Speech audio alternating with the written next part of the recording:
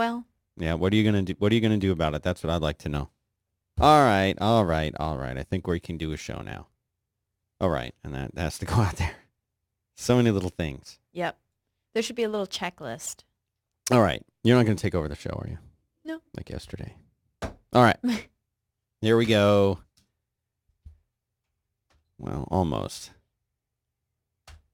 This is the Dan Benjamin Hour for April 1st, 2015. It's Wednesday, and I'm already tired, Hattie, of all of the April Fool's jokes and things like that. I don't get into it. I don't like it.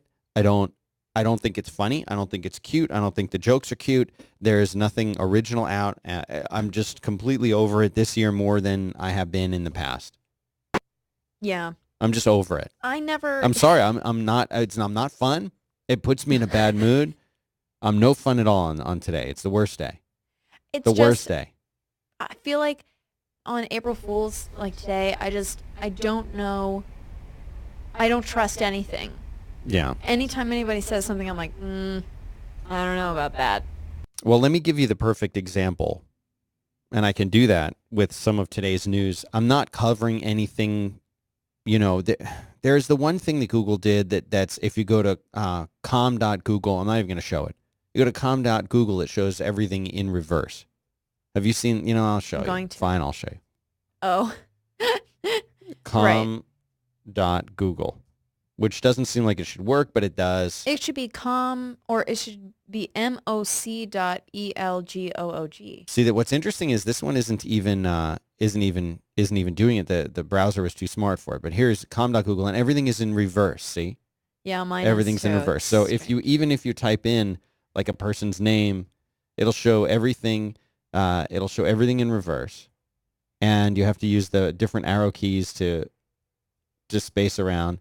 And I did a search for myself. You can see all the results are backwards. My pictures are backwards. That's very weird. So that's what Google did today. But what's funny is things that are not a joke that come out around this time people think are a joke. For example, right. Amazon Dash just came out. And this seems like something that has to be a joke. When you see it, it seems like it has to be a joke. Well, this is what is if you're not watching the video, I'll tell you about it because it seems silly. It seems like a joke, but it's not a joke. Okay, this is real. And the reason that I know that it's real is I've investigated this, and there's even an article on the New York Times, who I think we can still believe. Even on April Fools. Even on April Fools, because technically this came out yesterday. It's an article by Mike Isaac, who talked to Amazon and verified that this thing was real. This is real. I have these in the show notes. Show notes can be found at 5by5.tv/dbh/20 or danbenjamin.com/dbh/20. The Amazon Dash is it looks like a fob, a key fob that would fit on your keychain, but it does not go on your keychain. This thing connects, and if you're watching along at home, the video is available live. You can tune into us live at 11 a.m. Eastern Time. You can download the video stream, find it in iTunes or on danbenjamin.com. The Amazon Dash is a button that sticks onto wherever it is, reusable adhesive. It sticks, what they say, right where you need it. So you press this button. Stick it right where you need it. Right where stick it right where you need it. Title. But they go along with all these different brands. And the logo of the thing that you're going to be buying will be on the little, it is a dedicated button. So you have one button as they have examples here, for Bounty. When you run out of paper towels, you press the button and it will reorder paper towels for you. There's another one they have shown here for Tide, which is stuck to the top of your washing machine. When you run out of Tide or get low on Tide, you just hit the button and it automatically orders a new thing of Tide. That's really cool. It says, Dash button is simple to set up. Use the Amazon app on your smartphone to easily connect to your home Wi-Fi network and select the product you want to reorder with Dash button. A single press automatically places your order. They send an order alert to your phone so you can cancel it if you want. Right, like if your kid runs in and just starts pressing it 100 times. Which mine will. I know. And they have a long list here of the things that you can order. So there's Bounty, there's Cottonelle, Clorox disinfecting wipes. See, now I want one. Yeah. Now that I know they got the Clorox. Right. Picture that right there on your desk in the Huggies. studio. Glad trash bags. So many different things. And when you run out, you hit a button, and lo and behold, there for you is the reordered item. I mean, this is, I don't know if this is a good idea or a terrible idea. I don't really know, because are you often forgetting? Do you often forget, Hattie, the stuff that you have and what you need to order? Is that like a legit problem for you? Well, see, I don't order a lot of stuff. I just go to the store. I make one big list, and then I just go to the store. I'm not a big ordering person, but I can see how people that maybe live in big cities would use this a lot. Where they're like, I don't want to in the carry... city, you can walk right down the block and grab whatever you need on the way home, because we walk everywhere in the cities. We're healthy. But also then you have to carry everything. So it would be so much... I would just order everything if I lived like in a giant high-rise or something. Yeah. So then this would come in handy then. But if I have my own car, why wouldn't I just... I like going to the store, but that's just me. Yeah. I like perusing the aisles for hours. I'm one of those people. Well, I don't know. Also, something that seems like a joke, but maybe isn't. The Asus Chromebook Flip. People are excited about this thing. $249 Chrome OS tablet with a 360-degree hinge. So here's a picture for you to play along at home and see. It looks like an iPad. It looks like two iPads stuck together with a hinge in the middle. It does. Doesn't it? Uh-huh. This is showing it in tablet mode. It has two USB 3.0 ports, a mini HDMI port, an SD card slot, an audio jack. And what's interesting to me is that, Chromebooks, Asus, and PC manufacturers are going in the opposite direction of Apple. They're adding more and more and more and more and more ports. As many ports, we'll put a port for everything. That's their philosophy. They'll just keep adding ports. Bigger screens, more ports. But look at these pictures of this thing. It looks like two iPads stuck together on a hinge. It really does. The Chromebook Flip on one side has two USB ports, an SD card slot, HDMI, and an audio jack. On the other, it has power and volume buttons and the DC power port. And unlike Apple, they share right away. They share the stats of the thing. It's got 2 gigs of RAM, a Rockchip 3288 CPU. And people seem to like this thing. It'll be out sometime in the spring. But if you look at it in its non-tablet mode, and look at this. Look at this. Look at the tablet mode, Hattie. Notice anything weird about this image here on the left? Just looks... like... Notice anything about the logo? Yeah. What about the logo for Isn't it those upside who are down? watching at home? Yes. What are they thinking? Yeah, why would What are you they just... thinking? And also, I don't think I would stand it up like that, because that's hard to use. For me, I don't know. I never use just don't my iPad like standing up. I want to lay it flat. I don't know. Oh, right. Our soundboard is back. Yeah. Hattie, hit the inside baseball button. It's inside baseball. Do-do-do. Yeah. There. Thank you. That was the button. I like that one. Yeah. We have inside baseball stuff. Yesterday, I completely ripped apart. I'll switch to the GoPro cam, the purple foot cam. They're mentioning in the chat room that there's an echo or reverb, but only on the GoPro shot, as if. Oh yes, yeah. I know what Okay, that would be. there you go. Just I can got it. I can fix. We were that. doing inside baseball, so I thought that was a perfect time to Yeah, do that. inside baseball. So I know what that is, and I'll tell you what that is, Hattie, because I created a new shot for the inside baseball shot. I need to go in and I need to turn down the volume on the specific camera. Very cool. This is one of the joys of Wirecast, so that now when I go back there, the echo will be gone. Hooray. So thanks, chat room, for letting us know about that. But if you notice, Hattie's legs look less purple today.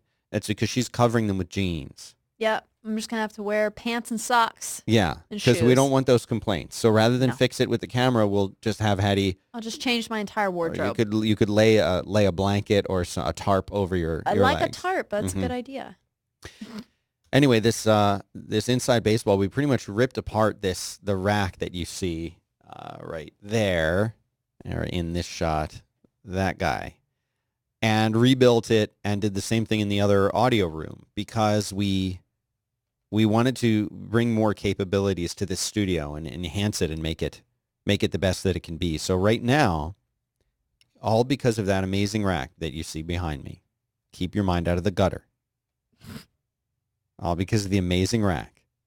We can now have a total. How many microphones do we have can we have in here now? We can have four mics. Yes. Right? 4 mics. 1, 2, 3. And the one for Alexa.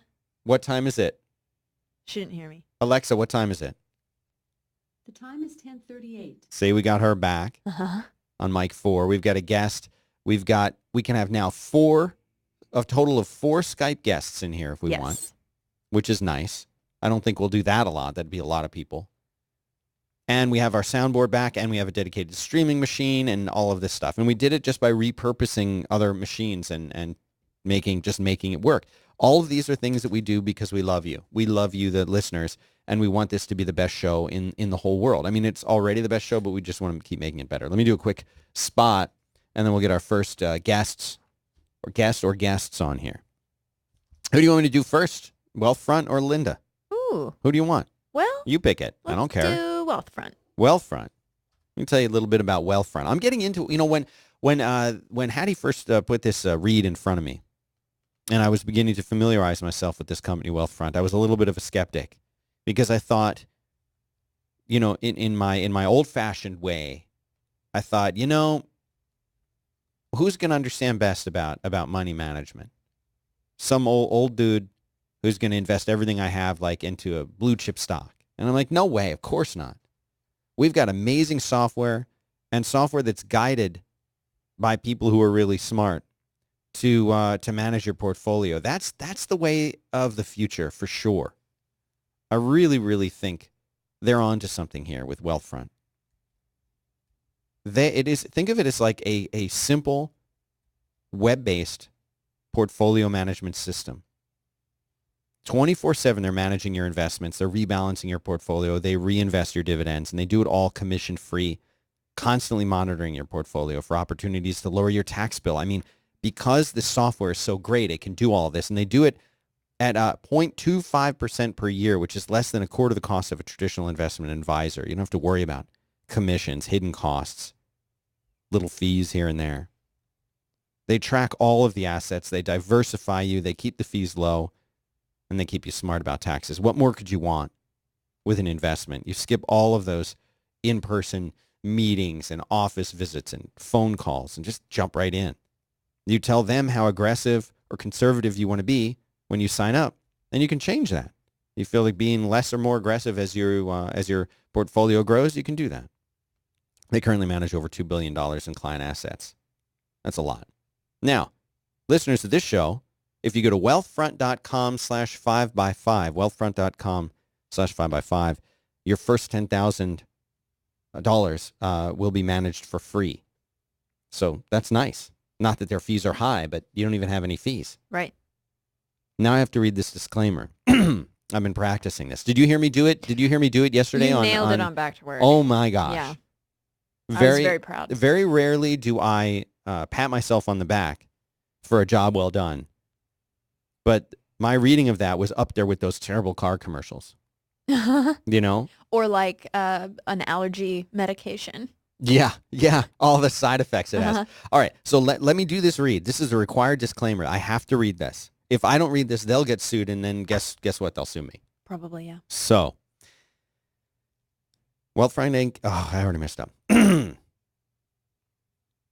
Wealthfront Inc. is an SEC-registered investment advisor. Brokerage services are offered through Wealthfront Brokerage Corporation, member FINRA and SIPC. This is not a solicitation to buy or sell services. Investing in securities involve risks, and there's a possibility of losing money. Past performance is no guarantee of future results. Please visit wealthfront.com to read the full disclosure.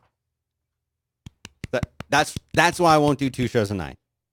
I won't do it. I won't. Very, very They asked me good. to. but I won't. That was pretty good. It was very good. I have to rest a little bit after that. So we should get a guest on here. I think so. Okay, now, one of the compromises we made, because I have all these computers here. I don't know if you can see them all in this shot. You can see some of them. All these computers flying around. Is that Hattie is going to be in charge now. Oh, so right. I'm assuming I am that in you charge. are. That was me stalling. Yeah. So you could get the remote machines connected and Skype the things. Who would you like to get on first? I want to get the two brothers on first. The two bros. Mm-hmm. Okay. Let's get John.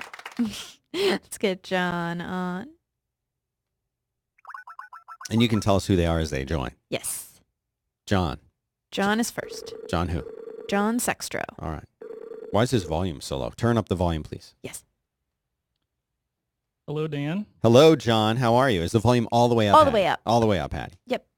Hello, Hattie. Hello, how are you? John is here. Let's give Chad a I'm call. Wonderful. His turn it all the way up.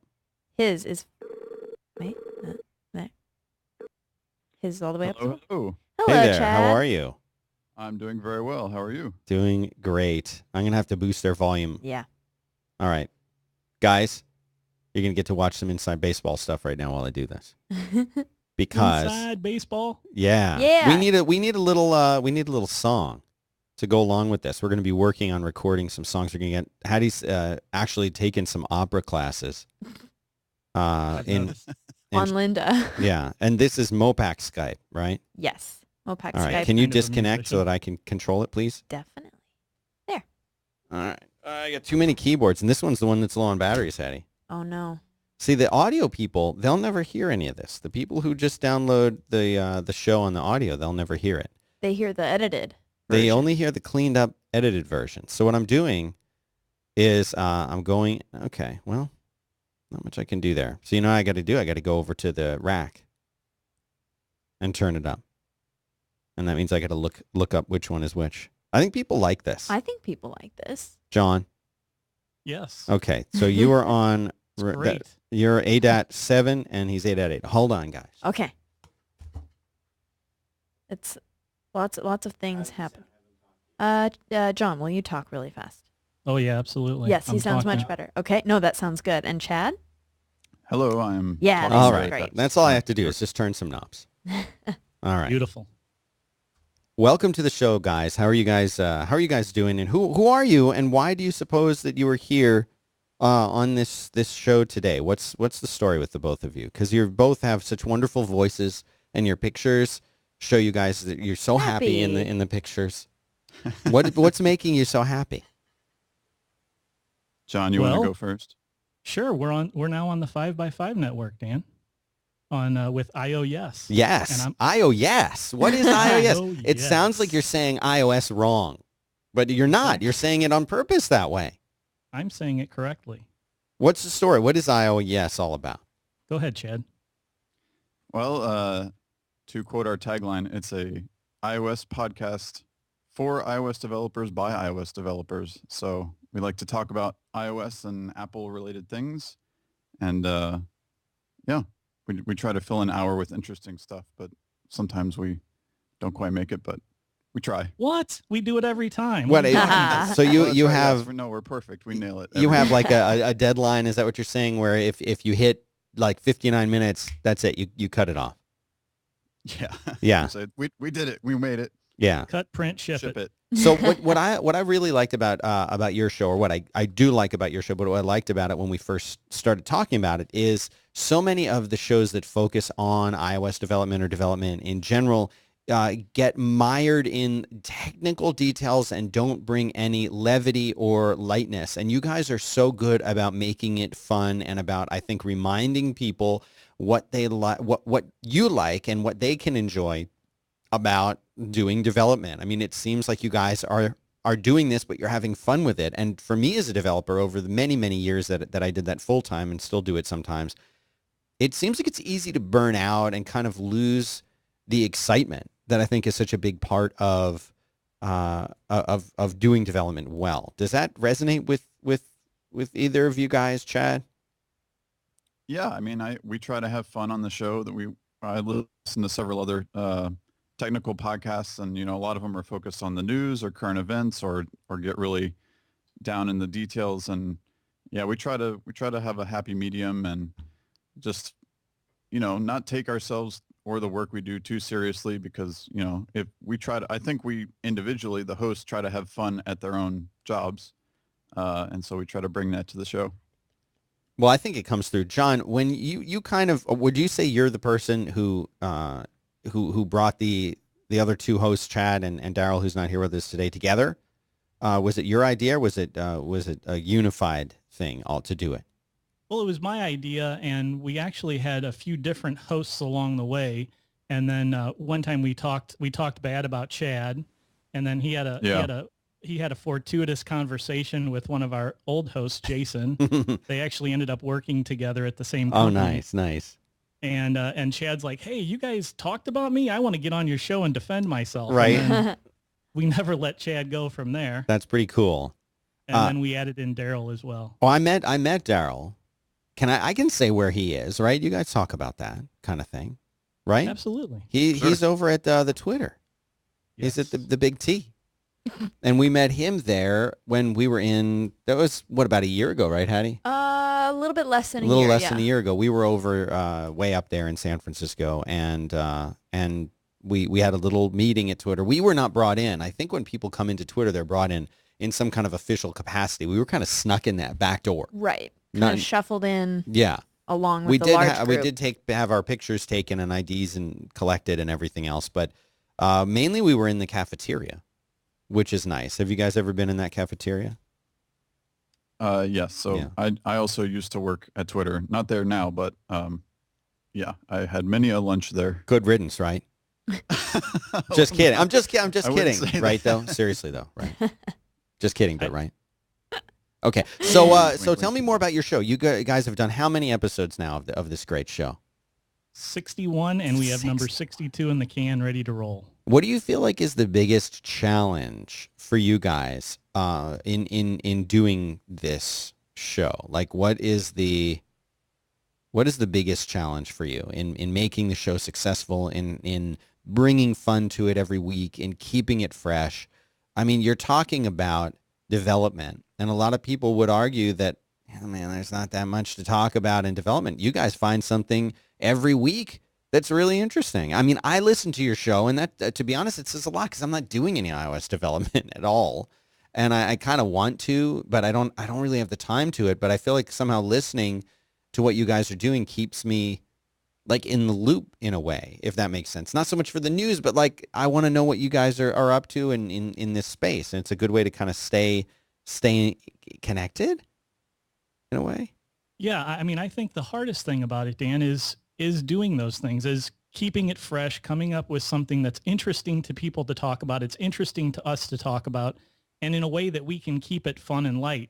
You know, I think that I have maybe kind of a similar backstory to you in terms of how I got started with development. It's always been a hobby of mine since I was 12 years old. Oh, wow. And so I can talk about this stuff all day long, but I may wear people out with it, right? So we're trying to figure out a way to keep it light, refreshing, as well as interesting and informative to iOS developers.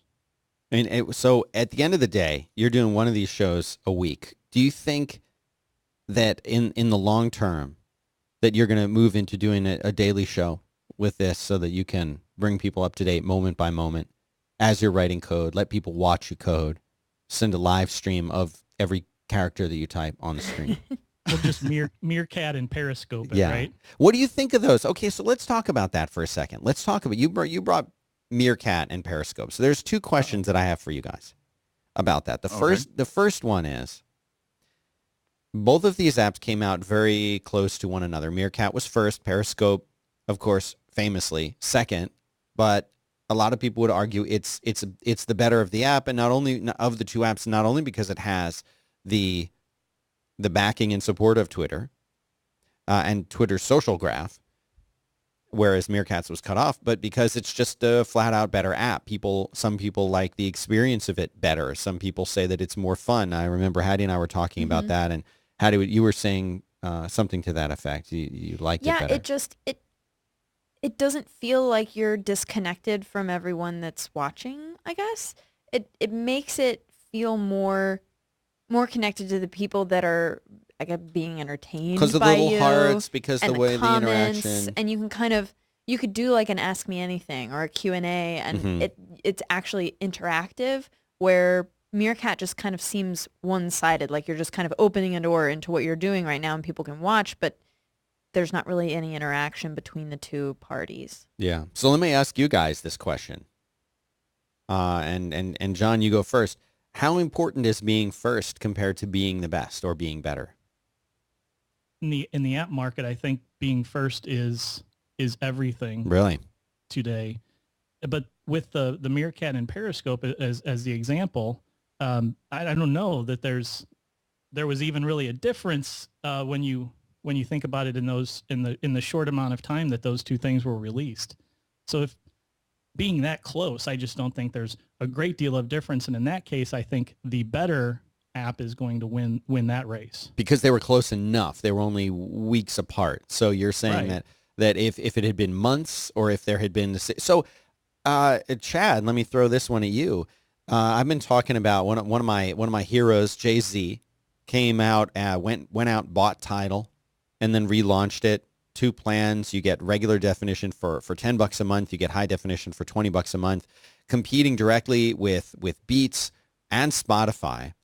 Not that there's a lot of space in that particular market for a third, let alone two, in that space. Apple struggling to I was reading an article yesterday saying Apple struggling to get to like the $7-8 a month mark for their service and unable to do it, unable to put the deals together to make it work. Spotify pretty much dominant. Everyone that I know that uses one of these services uses Spotify. And Pandora never made any sense to me because I never wanted to hear songs like other songs. I didn't want to put on a station so much as like find a station that's sort of like the Thievery Corporation, but not really. I want to hear the Thievery Corporation if I want to hear the Thievery Corporation. And if I want to do a playlist, I'll find one or make one. So Pandora is still there, but Spotify is number one. Beats looks to be number 2 or number 1. Tidal certainly not first, but Jay-Z there with his influence, his connection to the artists, making them co-owners, anything but first. And yeah, I get that it's not just an app, it's a service. But Chad, what do you think about Tidal and their chances? They came out swinging, but was it enough? Well, yeah, my initial reaction is that they don't have much of a chance. I mean, I'm a Spotify user myself, and I love it. I think it's great. It is great. All the artists and all the music that I personally want to listen to are there, so I don't have the problem where like, oh no, Taylor Swift yanked all of her music. What am I going to do? So I'm not missing what's not in their catalog. Making people pay double a month for high quality music, I think people will vote with their wallets and say, I don't think so. No, thank you. And I read this article yesterday where they showed all of the artists that are now jumping onto Tidal, Right. like got together and had some kind of crazy press Yeah, conference yeah. and signed this paper that said we're standing united against. And Daft Punk you was know. there in their costumes. Yeah, which is pretty exactly. cool. It seemed kind of silly, and I don't know. I'm interested to see how it turns out, but I'm cynical. I don't think they have much of a chance. I think the general public is getting used to, anything online is free or cheap, and coming out and saying we're going to charge even more than you're already paying now. Right. I don't think that's going to be a winning strategy. John, do you use a music streaming service? I do, but infrequently. Usually when I just want some background sound, because I'm a big podcast listener. So when I'm in a commute on the road, or even just have a few minutes to listen to something, I'm listening to a podcast. See, I think that's the other thing is, the rumors or the indication that Spotify was going to be integrating podcasts into what they do. Someone remember pulled that. the app apart and found that it had some podcast references in there, and then they saw it showing up in the app. And there are people who, and I want to get you guys' take on this as the last thing, last note. Part of, I believe the reason that you guys wanted to join 5x5 was because you had the desire and the aspiration to get your show in front of a wider audience, and hopefully we've been able to help with that. I try to do that, but I'm sure that in your mind you're thinking, well, whatever channels we can use to get our show out there are good ones. That's certainly how I feel about it. So when we've been approached by iHeart Media, iHeart Radio, and TuneIn Radio, and all of these Stitcher, all these other services out there that say, can we essentially rebroadcast your shows? Can we include them in our app? You go and you look and you say, wow, TuneIn Radio, 50 million they claim. They claim 50 million users. iHeartRadio, 50 million users, right? Are these 50 million people who don't already know about, iOS? Well, I don't know. Maybe they are. Maybe they don't know about iOS yet. So even if 5 more of them out of the 50 million, 5 more find out about your show and listen to it, like, isn't that a good thing? Isn't it a good thing to get your show out in front? I don't understand why, maybe you can enlighten me, why podcasters are like, oh, that's the man, and podcasting is supposed to be underground and pirate radio. And yeah, I love the pirate radio concept because we can say what we want. We can do what we want. You guys can listen to it live like you are now, or you can time shift it and listen to it when you want. We can, you can chop it up. You can release it. You can not release it. You can just do a live show. Right. You can we're free to do whatever we whatever. want. Anyone who wants to go and do a show can do a show. So I love that aspect of the pirate radio. But I don't feel like it's selling out to say, wow, I want my show in front of potentially 50 million new listeners. Like, is that so? Guys, start with you, John. What am I missing? What am I missing here? Or do you agree? I don't think you're missing anything. I agree. I don't have any of this pirate radio vitriol in my blood. Mm-hmm. I'm all about putting my voice out there in as many airwaves, if you will, as I can. So if I can expand my audience by 50 million or 50,000 or right. 5,000, I'm going to take action to do that. I think one of the biggest problems with podcasts today is discovery. Oh, and yeah, for sure. If you literally had the ability to tune it in and hear something and then be like, oh, hey, that's iOS. I love that show. I'm going to find out more about this and subscribe. And if you had the ability to do that via some sort of a radio app, then great. Yeah. I would love to get my voice out there to more people. What about you, Chad? What do you think? Yeah, I totally agree. Why are people against this then? If you guys I agree don't know. and we agree, I mean, who's against it? When I was, yeah, I don't, maybe younger me, I remember like when Winamp was really popular and you could nullcast or like icecast. I used that. Did you do that? Yeah. I was Yeah, totally I did on. that I had way- like 8 listeners. It was the best. Yeah, way long ago. It felt really cool. Like, oh, I'm live on the internet. This is really cool. Yeah. I felt exactly like Christian Slater in Pump Up the Volume, except, I wore my shirt more often. Yeah. I mean, it's like the same way I feel about writing apps for the App Store. Like, distribution and marketing is the biggest challenge, and I want my apps to reach as many people as possible. Right. But there's only one distribution channel, which is the App Store, so that's it's tricky. But for podcasting or for, other things you can spread online, I want to use every distribution channel possible. Right. So, Yeah, if there was a really good, legit app store that worked with iOS that Apple didn't run, but it had really great review process and, all the complaints that we have with iTunes and the App Store were just resolved and they're gone in this other app store that Apple sanctioned. Wouldn't you put your app there too? You know what I mean? Like, of absolutely, yes, course you would. Yes, of course I would. Of course. I would, even depending on how much better it is, I might fork over a higher percentage. I mean, Right. Because right now, selling a gajillion more copies at a lower cost, I would make more money anyway. So Right on. good deal for both of us. Okay, guys, listen, I appreciate you all being here. And so the first thing I want all of you wonderful listeners to do is to go to 5by5.tv/IOYES, spelled out IOHYES, IOYES, and absorb and subscribe to this amazing show. Chad, where can people, you're Jazzy Chad on Twitter. That's right. Yeah. Do you play an instrument? I do. I play a few instruments, but my main one is the sax. Yeah. So hence the jazziness. And I figure you for a tenor sax, not an alto. Am I wrong? I play both, but Mhm. actually my favorite is the berry. Ooh. That would be I'm perfect to impressed. that'd be perfect to accompany Hattie, right? Oh yeah, right. for her singing, Uh-huh. Yeah. for her Yeah, I could, octave range. we can make a cheesy sax solo for the Inside Baseball jingle. That's Let's do it. perfect. Let's. We'll talk to you after the show. We'll talk to you after All the right. Yes. show. Now, John. Let's do it. John is John Sextro, John. Thank you for keeping the H, by the way. Yes. People without the H in there, I don't get. John Sextro on Twitter. And is there anywhere else they should go besides the podcast and Twitter to find you guys? That's great. That's We it. love that. All right, that's enough. All right, guys. Well, thank you very much for being on the show. Everyone, go check out their podcast. It's amazing. Thanks, guys. Thank You're you. welcome. All right, Hattie, can you hang up on Yes, them? I will hang up And then on we're gonna them get now.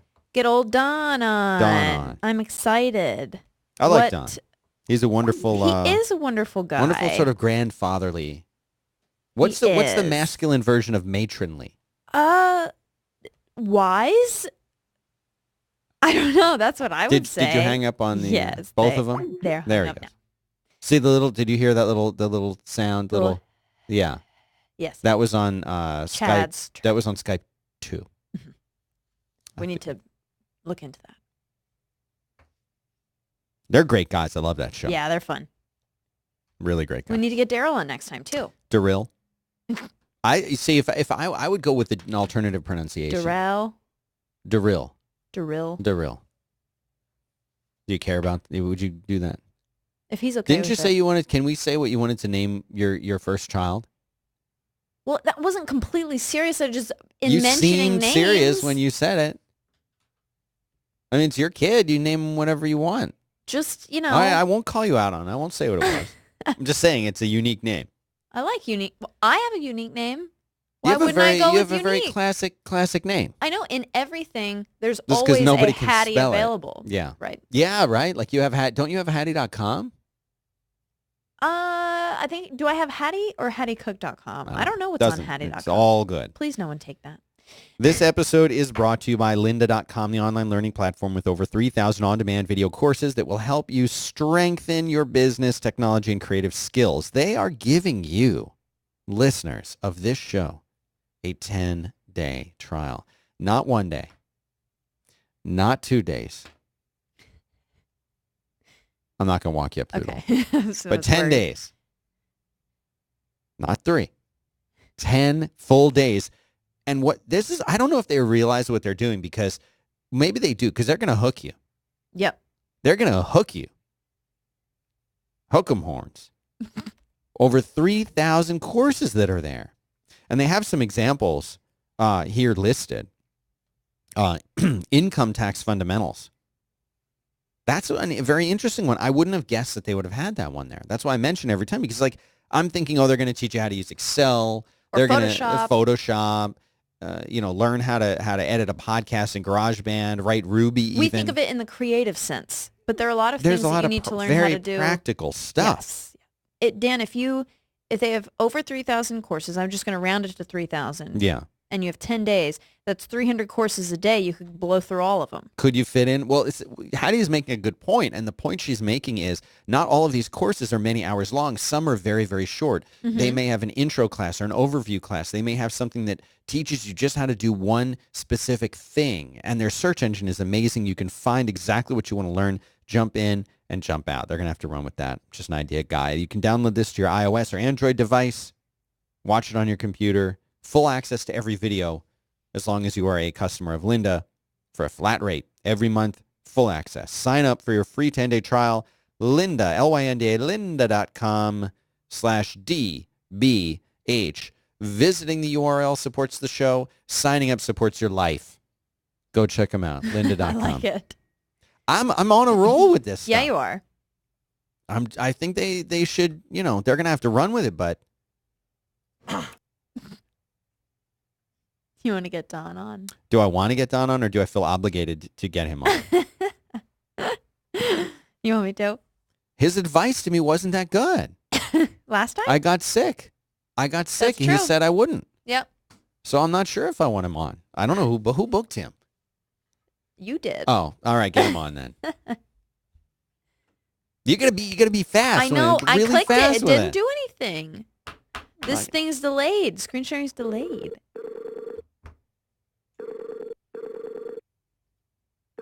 See, he's not even answering now. Hello, Don, Dan. how are you? Who have you connected on the phone here? Who This is is Don Schaffner. Don Schaffner, Bug counter. bug on counter. Twitter. And the reason why can you explain what bug counter means and why you have that as your Twitter handle and who you are? Yes. So bug is what microbiologists use as shorthand for talking about bacteria. And I consider myself a quantitative microbiologist. Of course. So I like to count bugs. It matters to me very much how many bacteria are in any given food product or any given situation. The thing that stuck with me last time that you talked, that's kind of been making me feel a little bit more comfortable around the home, is we were talking about how long I'll call them germs, but how long the germs last in something that's been cooked or on a surface of something. Because I know your specialty is in the things we consume more than the airborne stuff like the flu or whatever. But when we were talking about, like, Hattie she's famous for buying something and then leaving it either out on the counter for weeks or in the refrigerator for months and months No, past I'm not that bad. when it's good. I've gotten much better about it. Mhm. But I guess I have some questions. Like I left butter out on the counter the other day. I just put it for a few hours and I just put it back in the fridge. Before we answer your butter question, I'm wondering. You said something to me that stuck with me and made me feel better. You said it's not how long that it lives, the germs or whatever. It's how long it lives, but how many of them are left, and if there's enough of them to still make you sick. Did I get that right? Yeah, well, first of all, I'm glad that I said something that made you feel like, better. 'Cause Yeah. that's my goal, is for people. I mean, people should worry about germs and bacteria, We but do, not I too do. much. So, I think it is important to realize that bacteria don't survive forever on surfaces, and they do go down over time. So that means if you have a situation where, let's say, you spill some chicken juice on the counter and you're not perfect about cleaning it up, it eventually the risk sort of goes to zero. But again, that doesn't mean people shouldn't keep their countertops clean, but it means that they shouldn't maybe worry too much. Does that look clean to you? I was gonna ask about chicken and chicken juice. Yes. Before that, though, you took out some butter. Yes, Kerrygold grass-fed butter, in its little foil wrapper, and I think I made toast or something, and I left it out on the counter, and then I went and watched a TV show or something like that, and I came back over and I was like, ugh, oops. I just wrapped it back up and put it back in the fridge. I've been using it and it's fine. Yeah, well, butter is pretty microbiologically stable. So because it depends whether it was salted or unsalted. But Salted. so That's even salted better, butter right? is even better, right. But and also remember too that the butter was probably made from pasteurized milk, so it didn't contain any harmful bacteria to begin with. And the few bacteria that it did have probably didn't increase in concentration, over the short period of time that you had it sitting on your counter. Hattie's looking very relieved right now. I am. I mean, I've been Well, eating hey. it. I feel great. So Yeah. So again, in the grand scheme of things, pasteurized butter left on the counter for an hour or two, no big deal. Actually, eventually, probably the bigger problem with butter is that it would start to become rancid and it just wouldn't taste good. It's not that it Right. would make you sick. It just you would would be gross. notice It the would just be taste. gross. And that's the other thing that you've pointed out multiple times when we've had you on the show and when we've talked is The Best Buy date. Right. We talk about the Best Buy date, and you're saying that it's not like it's going to be harmful. It's just not going to Tastes taste great. good or something like that at the time that you eat it. So I know I ask you these same questions each time. I think I found one that I haven't asked you about, and then I want to talk about beef jerky, and then I'll let you go, Sure. unless you have an agenda. But the first question I had is bacon drippings, or what we would like to call bacon grease. I know people, for example, my entire family, my whole life, who anytime that they cook something like they cook bacon, they would then take the bacon grease and they would pour it out of the pan into a little, usually like a little jar, or sometimes a coffee tin maybe when I was young, but usually it's like a jar. Uh-huh. And then they close the jar up, and they do put the jar in the refrigerator right after I doing knew it. some people that left it on the counter. I knew that. I knew people Yeah. like that too, Hattie. And my question is, first of all, here's the thing about this jar, is sometimes they would go into the jar to get some of the bacon grease out to use to cook with. So, of course, then they'd be getting it out of the top. But then there were also times that it seemed more like they were putting it in the jar in order to not put it down the drain Uh-huh. to prevent it from clogging the drain or getting into whatever, that it was more... But then they were saving it. But they were saving it because you don't want to put it into a jar and then throw the whole jar away. You want to fill up the jar. But then sometimes they would also go into it to get some of it out.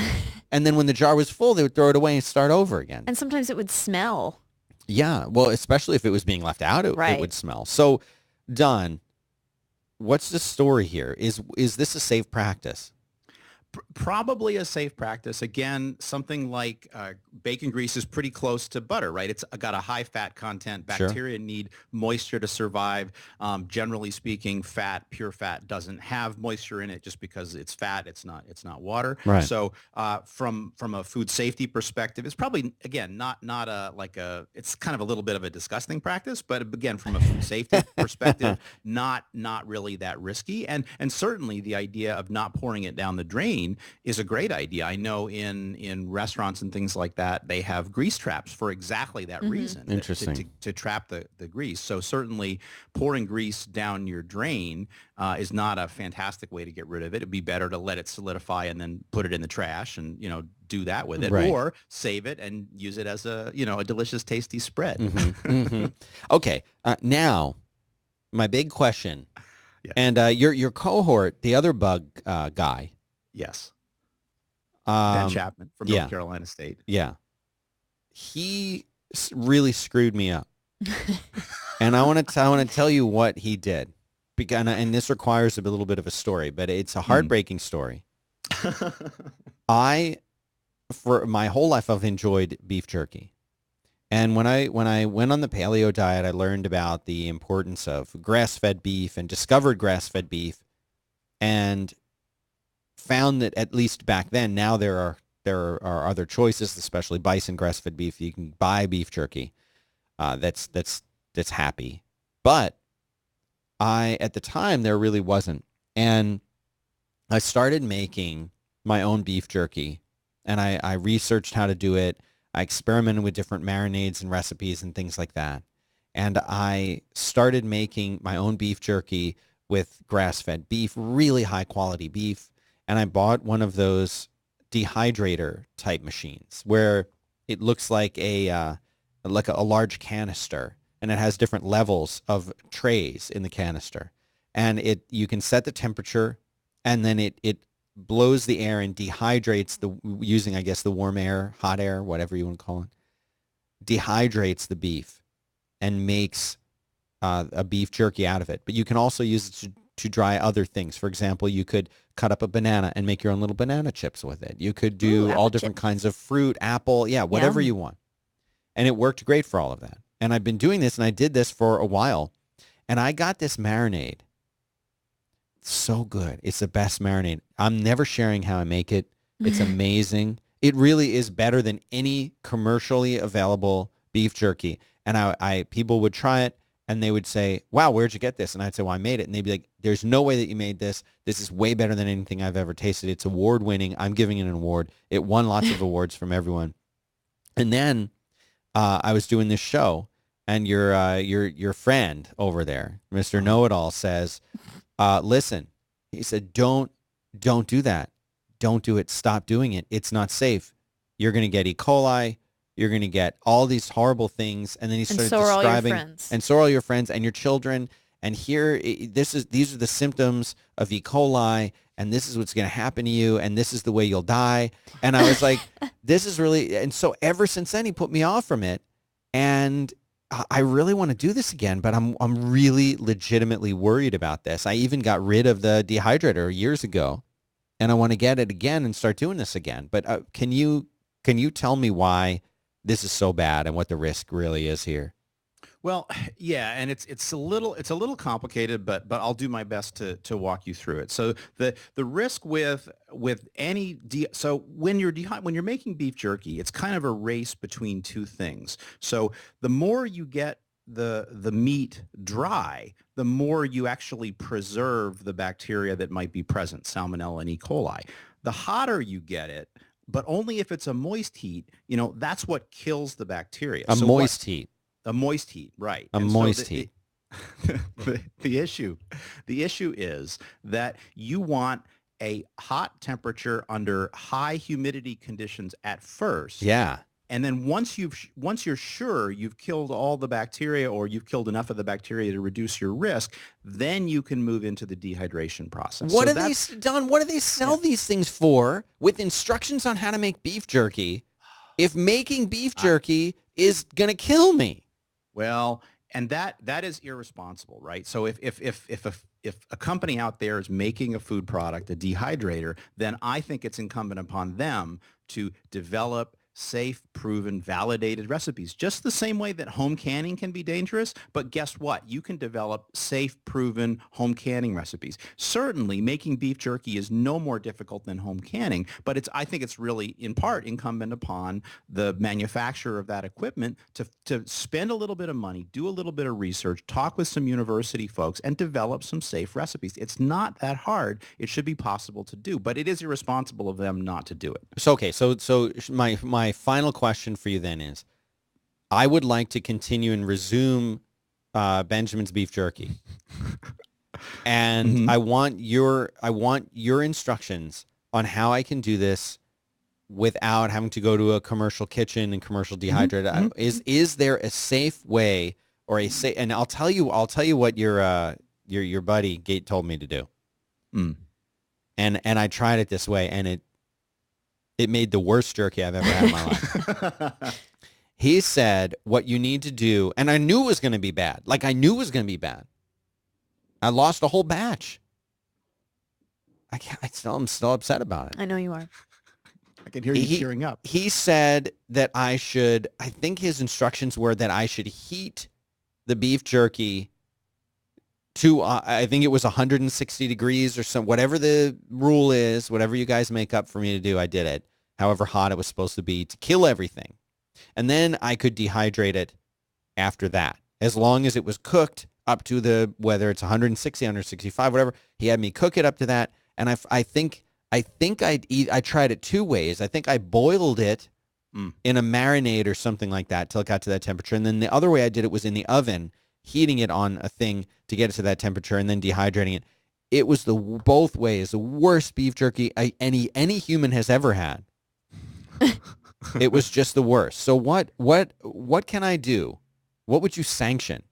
Well, so it depends on the dehydrator, right? But if there is a way in that dehydrator to run it on a cycle where the first part of the cycle is moist heat, right? So where you supply moisture and heat, and then do that for a certain amount of time. How and then long? Well, again, I mean, I don't want to do it like off the cuff, really, here on the fly and give you wrong information. But so there are recommendations on the USDA Food Safety Inspection Service website for like entrepreneurs and small businesses for making beef jerky. So it's just a matter of looking at that, and I can help you with like sort of translating that into, something that makes sense that works with your dehydrator. But I need to learn a little bit more about what your dehydrator is capable of, and then maybe we need to investigate, some instrumentation, see if we can find some sort of relative humidity meter, or anyway, there are some things you can do. It's not that much work, but it is a little bit of work. But I'll bring you in as a partner in this business if I can get your,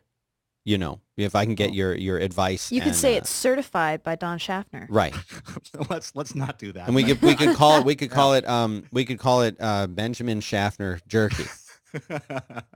Just an idea. Okay, but you're saying that there are answers. There is a way to do this, and you're willing to help, because I think what we should do is I'll make the beef jerky with it'll meet your requirements. The DS seal of approval. I will send you a batch of it, and if you don't get sick, I'll give it out as as a token of my esteem to callers and people like that on the shows.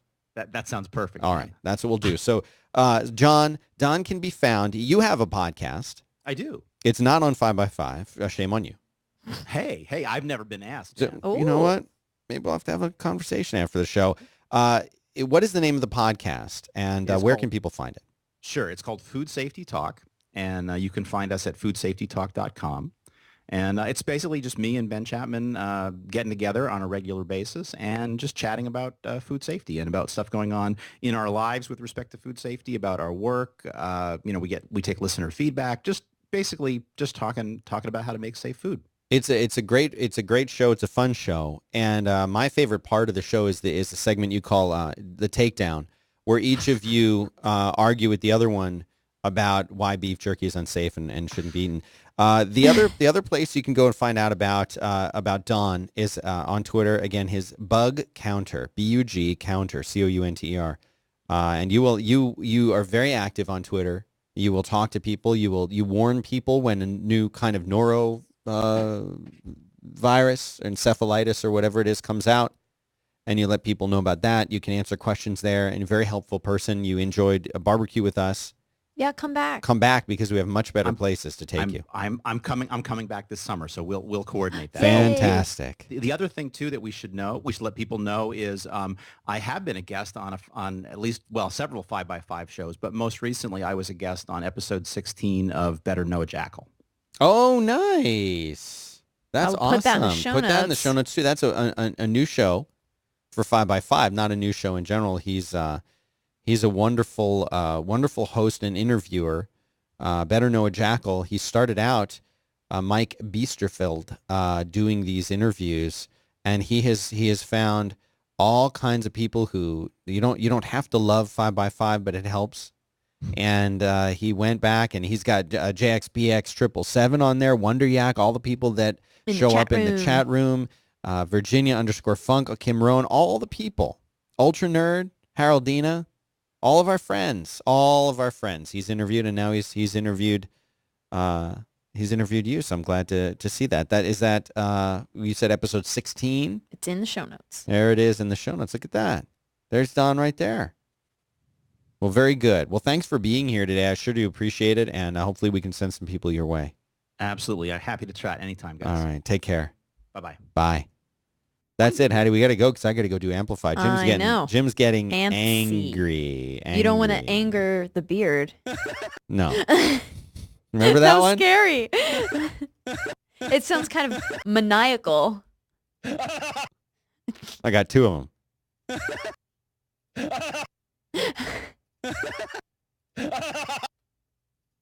That's insane. That's crazy. Oh, Jim. All right, that's enough. I'm going to go do an episode of Amplified with Jim. Thanks, everyone, for being here. Again, we usually air this show live, and you can be part of it. 11 a.m. Eastern Time, 10 Central, 8 Pacific at danbenjamin.com/live for the video. You can also do it on 5x5.tv/live. We air it there as well. And if you're using the app, you can do that. Mac OS 10 application is back, and that does work. Or you can just go to 5x5.fm in the browser of your choice, or open that as your stream. And we appreciate it. Show notes are at 5x5.tv/dbh/20, danbenjamin.com/dbh/20, Dan Benjamin Hour on Twitter, Dan Benjamin on Twitter. Hattie Cook is Hattie Bird on Twitter. And thanks very much to our sponsors and to our guests for being here today. I had a great time, and we'll be back tomorrow. See you then.